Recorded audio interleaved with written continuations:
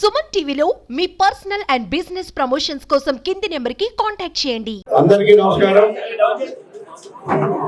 ఈరోజు విశాఖపట్నంలో ఒక పండుగ వాతావరణం నెలకొంది. దానికి కారణం విశాఖపట్నం స్టీల్ ప్లాంట్ కి 11,500 కోట్లు ఇవాళ కేంద్ర ప్రభుత్వం ప్రకటించడం. ఎంతో కాలం నుంచి స్టీల్ ప్లాంట్ ప్రైవేటీకరణ చేయొద్దు, అది ఆంధ్రుల హక్కు అని చెప్పి వాళ్ళ పవన్ కళ్యాణ్ గారు, అలాగే చంద్రబాబు నాయుడు గారు, అలాగే బీజేపీ వాళ్ళు కూడా అందరూ కూడా మాట్లాడుతున్నారు. ముఖ్యంగా పవన్ కళ్యాణ్ గారికి ఎన్నోసార్లు ధర్నాలు చేసి ఎన్నోసార్లు మోడీ గారితో మాట్లాడి ఇవాళ ఈ ప్యాకేజ్ రావడానికి మెయిన్ కారకులుగా ఉన్నారు. ఆయనకి ఉత్తరాంధ్ర ముఖ్యంగా ఆంధ్ర రాష్ట్ర ప్రజల తరఫున ప్రత్యేకమైన ధన్యవాదాలు తెలియజేస్తా ఉన్నాం. అలాగే చంద్రబాబు నాయుడు గారికి కూడా ప్రత్యేకమైన ధన్యవాదాలు. ఇవాళ ఎంతో మంది పేదలు, ఎంతో మంది ఉత్తరాంధ్ర ప్రజలకి విశాఖపట్నానికి కొండ దండగా ఉంది ఇవాళ స్టీల్ ప్లాంట్. దాన్ని కాపాడుకోవడం చాలా హ్యాపీగా ఉంది. గత ప్రభుత్వం ఎన్నిసార్లు చెప్పినా కూడా పట్టించుకోకుండా వదిలేసి ఇవాళ ఏం మాట్లాడుతూ ఉన్నారు. ఇవాళ ఈ విజయం సాధించినందుకు ప్రత్యేకంగా కొత్త సంవత్సరంలో ఎంతో ఉత్సాహంతో ఉన్నాం. అలాగే మొన్నే మోడీ గారు వచ్చి మరి సుమారు 100 కోట్లు 1000 కోట్లు ఇవాళ విశాఖపట్నానికి పెట్టుబడులు వస్తున్నాయంటే దానికి కారణం ఎన్డీఏ ప్రభుత్వం మీద ఉన్నటువంటి నమ్మకం, ఎన్డీఏ ప్రభుత్వం మీద ఉన్నటువంటి ప్రజలు ఏవైతే కోరుకొని ఏ విధంగా గెలిపించారో అదే విధంగా వాళ్ళ ముందుకు వెళ్తా ఉన్నాం. మరి వాళ్ళకి ప్రత్యేకంగా అటు మోడీ గారికి, పవన్ కళ్యాణ్ గారికి, సీఎం గారికి అందరూ కూడా ప్రత్యేకమైన ధన్యవాదాలు తెలియజేస్తా ఉన్నాం. విశాఖపట్నం ప్రజలు చాలా హ్యాపీగా ఉన్నారు. విశాఖపట్నం ప్రజలకు మరొకసారి ప్రత్యేకమైన ధన్యవాదాలు తెలియజేసుకుంటూ ఇప్పుడు రూరల్ ప్రెసిడెంట్ సోదరులు మాట్లాడతాం. పండుగ ఒకటే అయితే విశాఖపట్నం ప్రజలకు 2 పండుగలు వచ్చాయి. సంక్రాంతి ముగుస్తుంది అనే లోపే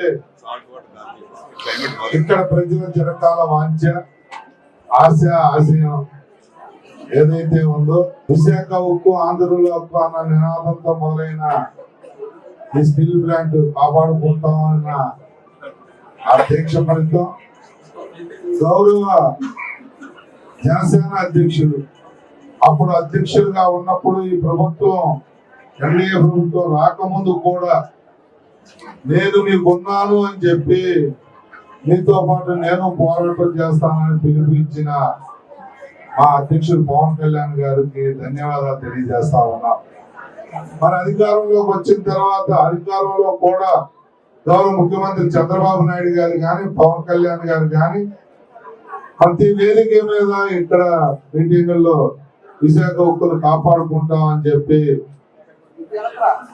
తెలియజేయడమే కాకుండా మోడీ గారికి ఈ 7 నెలల కాలంలో ఎప్పుడు కలిసినా ఎప్పుడు మాట్లాడినా వారు వచ్చినా వీరెళ్ళినా కూడా మొదటి మాట విశాఖ స్టీల్ ప్లాంట్ ప్రైవేటీకరణ నుంచి మినహాయింపు ఇవ్వండి, మేము కాపాడుకోవాల్సిన బాధ్యత మన మీద ఉంది, మనం ప్రజలకు వాగ్దానం చేసామన్నమాట. దాన్ని నిజం చేస్తూ మరి కొంతమంది మన మోడీ గారి పర్యటన తర్వాత కొంతమంది కొద్ది ఎక్కువగా మాట్లాడారు. మోడీ గారు విశాఖ పర్యటనలో స్టీల్ ప్లాంట్ మీద మాట్లాడలేదు అని చెప్పి. ఎప్పుడు ఏది చేయాలో తెలిసిన మోడీ గారు మరి సరైన టైంలో సరైన నిర్ణయం. ఆ వేదిక తర్వాత కూడా పవన్ కళ్యాణ్ గారు, చంద్రబాబు గారు మోడీ గారికి గుర్తు చేయటం అంటే ప్రజలకు కానీ కొంతమంది కావాలని మాట్లాడే వాళ్ళకి కానీ ఆ వేదిక మీద ఏం జరిగిందో తెలియకపోవచ్చు, కానీ మా అందరికీ తెలుసు. ఆ రోజు మోడీ గారు ఎందుకు మాట్లాడలేదు, ఎప్పుడు మాట్లాడతారని కొంతమంది చెప్తేనే వినసొంపుగా ఉంటుంది కాబట్టి మేము అన్ని విషయాలు అన్ని ప్లేసుల్లో మాట్లాడతాం. మరి ముఖ్యంగా ప్రజల పక్షాన నిలబడి పోరాటం చేసి అధికారంలోకి వచ్చినా కూడా మరి ప్రభుత్వంలో ఉన్నా కూడా ప్రజల మాట మాట్లాడిన పవన్ కళ్యాణ్ గారికి ప్రత్యేక ధన్యవాదాలు తెలియజేస్తూ మరి ముఖ్యమంత్రిగా గతంలో ముఖ్యమంత్రిగా ఉన్నప్పుడు కూడా వాజ్పేయి గారు ప్రధానమంత్రిగా ఉన్నప్పుడు దీన్ని కాపాడుకోవడానికి నిధులు తెచ్చిన చంద్రబాబు నాయుడు గారు మళ్ళీ ఇప్పుడు ముఖ్యమంత్రిగా వారు కూడా పోరాటం చేసి ఆయన కూడా చర్చలు చేసి వారు కూడా 11,440 కోట్ల రూపాయలు ఈ ప్లాంట్ రన్నింగ్ కి తేవడం అనేది చిన్న విషయం కాదు. భవిష్యత్తులో ప్రత్యేక గనులను కూడా సాధించి ఈ స్టీల్ ప్లాంట్ ని 3 ఫర్నిష్లు కూడా స్టార్ట్ చేసి భవిష్యత్తులో బ్రహ్మాండంగా నెంబర్ 1 పొజిషన్ లో పెట్టే దిశగా ప్రయత్నాలు చేస్తారని కూడా తెలియజేస్తూ, మరి ఇది ధన్యవాదాలు చెప్పే కార్యక్రమం. ఒక పండుగ వాతావరణం ఈ సిటీలో నెలకొందంటే అతిశయోక్తి కాదు. మనస్ఫూర్తిగా మా నాయకులకి, మోడీ గారికి, చంద్రబాబు నాయుడు గారికి, పవన్ కళ్యాణ్ గారికి ఈ మీడియా మిత్రుల సమక్షంలో సంతోషదాయకమైన ధన్యవాదాలు తెలియజేస్తాను. అందరికీ సంక్రాంతి శుభాకాంక్షలు.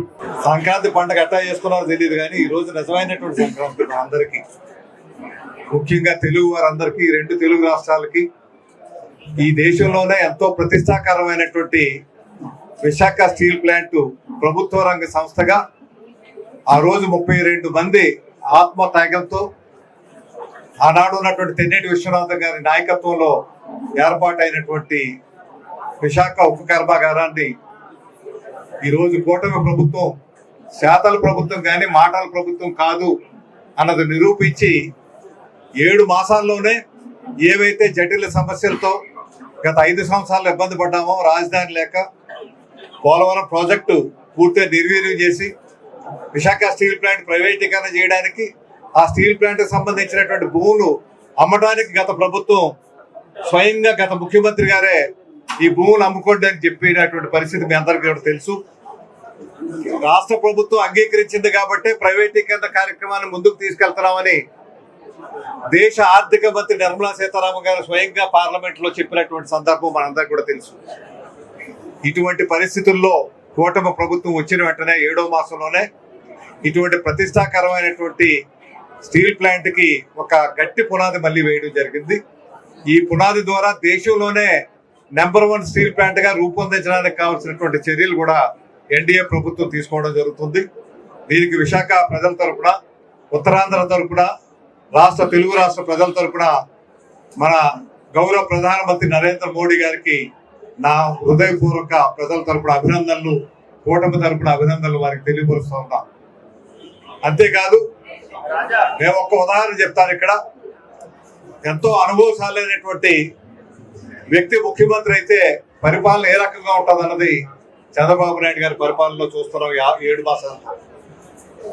అదేవిధంగా పరిపాలనలో అనుభవం లేకపోయినా ఒక డిప్యూటీ ముఖ్యమంత్రిగా ఈ దేశానికి, రాష్ట్రానికి ఏదో చేయాలి, ప్రజలకు చేయాలనే తపనతో తన కంకణం కట్టుకొని ఈ కూటమి ప్రభుత్వం ఏర్పాటు చేస్తామని చెప్పి, ముఖ్యంగా కూటమి ప్రభుత్వం ఎన్డీఏలో భాగస్వాములు అవడానికి ముఖ్యంగా దోహదపడ్డది పవన్ కళ్యాణ్ గారి వల్ల ఈ రోజు ఈ విజయం సాధించామంటే ఆ రోజు కూటమి ఏర్పడ్డాం కాబట్టే ఈ రోజు ఈ విజయం సాధించగలిగాం.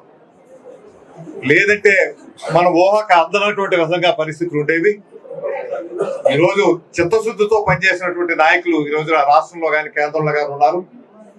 అదేవిధంగా పవన్ కళ్యాణ్ గారు అయితే కేంద్రంలో మంత్రి పదవులు తీసుకున్నప్పుడు జనసేన నుంచి ఎందుకు మంత్రి పదవి తీసుకోలేదని ప్రశ్న వచ్చినప్పుడు ఆయన ఒకే ఒక్క విషయం చెప్పారు మాతో, నాకు పార్టీ ప్రయోజనాల కంటే, స్వార్థ ప్రయోజనాల కంటే, వ్యక్తిగత ప్రయోజనాల కంటే రాష్ట్ర ప్రజల ప్రయోజనాలు, రాష్ట్ర అభివృద్ధి ముఖ్యం కాబట్టి రేపు ఎన్డీఏతో మనకు కావాల్సిన సమస్యలు పరిష్కారం చేసుకోవాలంటే మనం పదవులు ఆశించడం మంచిది కాదు. నా శక్తి అంతా కూడా ఈ రాష్ట్ర అభివృద్ధికి నేను పెడతానని చెప్పి స్వయంగా మా అందరికీ కూడా మీకు ఎమ్మెల్యేల సమావేశంలో స్పష్టంగా చెప్పారు. అప్పుడు అనుకున్నారు అందరూ, అయితే ఈ కారణం వల్ల తీసుకోలేదు. ఆయన స్పష్టంగా చెప్పారు, ఒక రాజధాని నిర్మించుకోవాలి, ఈ రాష్ట్రానికి బ్యాక్ బోన్ గా ఉన్నటువంటి పోలవరం ప్రాజెక్టు నిర్మించుకోవాలి, అటు రాయలసీమ ఉత్తరాంధ్రకి నీళ్లు తీసుకురావాలి, అదే విధంగా ఎంతో ప్రతిష్టాకరమైనటువంటి స్టీల్ ప్లాంట్ కాపాడుకోవాలి, ఎంతో మంది ప్రాణత్యాగం చేసినటువంటి స్టీల్ ప్లాంట్ కాపాడుకోవాలి. కాబట్టి నేను ఏ పదవులు కూడా తీసుకోలేదు ఈ పార్టీ నుంచి అని స్పష్టంగా చెప్పారు. దానికి ప్రత్యామ్నాయంగానే ఇప్పుడు జరుగుతున్నటువంటి పరిణామాలు ఈ రోజు నిస్వార్థంగా ఉన్నారు కాబట్టి ప్రధానమంత్రి గారు కూడా అంత గౌరవం ఇచ్చి ఈ రోజు అవదు, చేత కాదు, అవదు ఇది అనుకున్నటువంటి పరిస్థితుల్లో మొన్ననే ప్రధాని గారు వచ్చి వెళ్ళడం జరిగింది.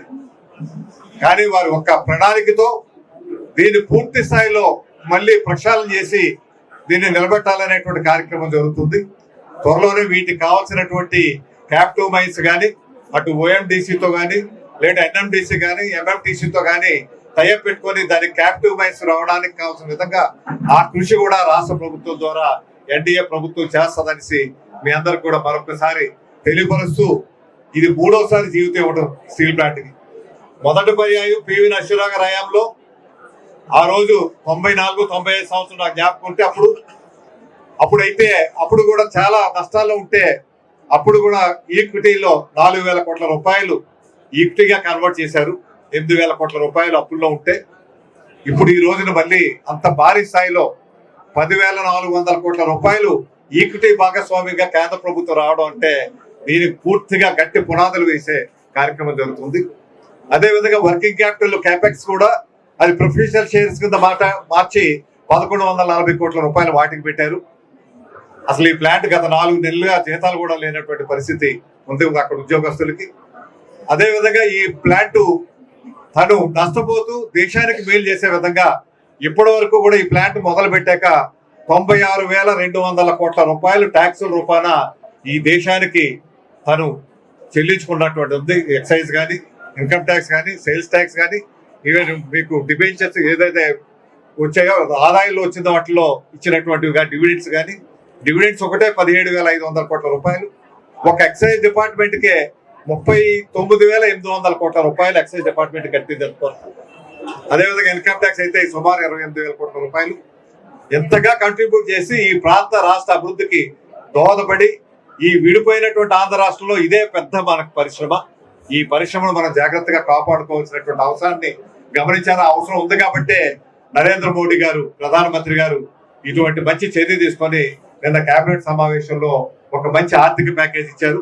దీని తర్వాత క్యాపిటివ్ మైన్స్ ప్యాకేజ్ కూడా అతి త్వరలోనే వస్తుంది. దీనికి నరేంద్ర మోడీ గారికి, మన ముఖ్యమంత్రి నారా చంద్రబాబు నాయుడు గారికి, పవన్ కళ్యాణ్ గారికి రాష్ట్ర ప్రజల తరఫున, తెలుగు రాష్ట్ర ప్రజల తరఫున అభినందనలు తెలియపరుస్తూ, ఇందులో కార్మికుల శక్తి కూడా చాలా ముఖ్యమైనది. ఈ రోజు కార్మికులు నిరంతరం పోరాటం చేసి ఇది ప్రైవేటీకరణ అవ్వకుండా అడ్డుకట్ట వేసి నిల్చున్నారు కాబట్టే ఈ రోజు ఈ కార్యక్రమం కూడా జరిగింది.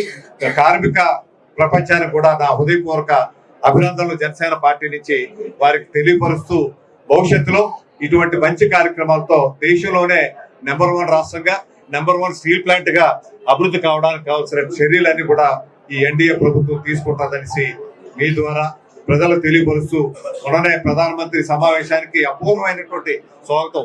నాకు తెలిసి గత 35-40 సంవత్సరాల్లో ఏ ప్రధానికి అంత ఘనమైనటువంటి స్వాగతం లభించలేదు.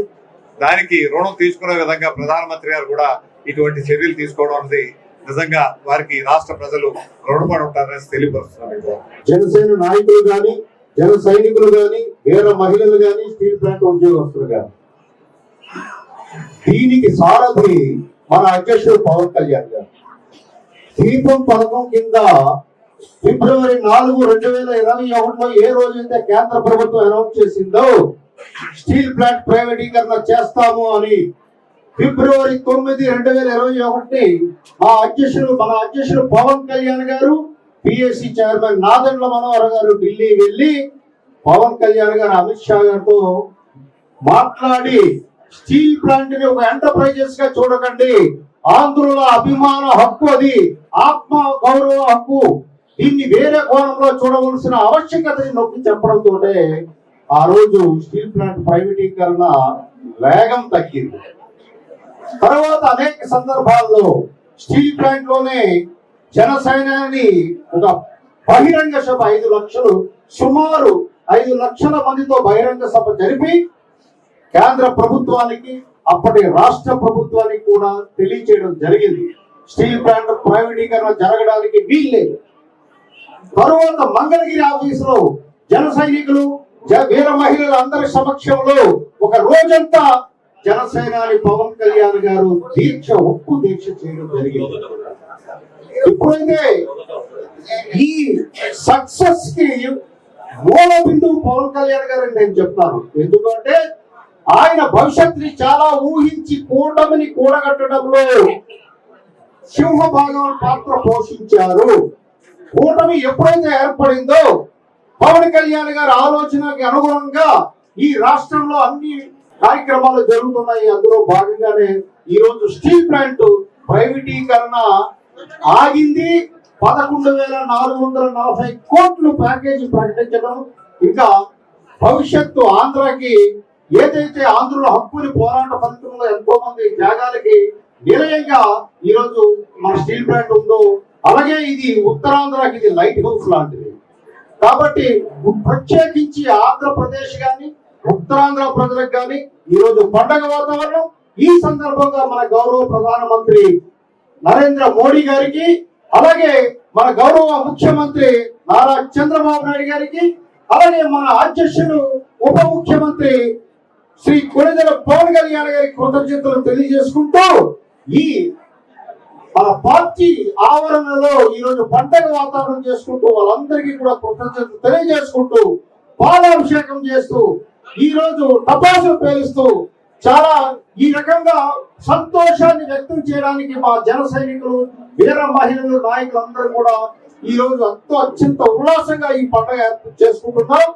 కాబట్టి మరొకసారి ప్రధానమంత్రి గారికి, కూటమి నాయకులైనటువంటి నారా చంద్రబాబు నాయుడు గారికి, మన అధ్యక్షుడు గారికి చేతులెత్తి నమస్కరించి కృతజ్ఞతలు తెలియజేసుకుంటున్నాం. ఆంధ్రప్రదేశ్ ప్రజల తరపున విశాఖ ఉక్కు ప్రైవేటీకరణ ప్యాకేజీ ప్రకటించినందుకు గాను ఈ జనసేన పార్టీ తరఫున మేము తెలియజేసుకుంటాను. Thank you. జై జనసేన.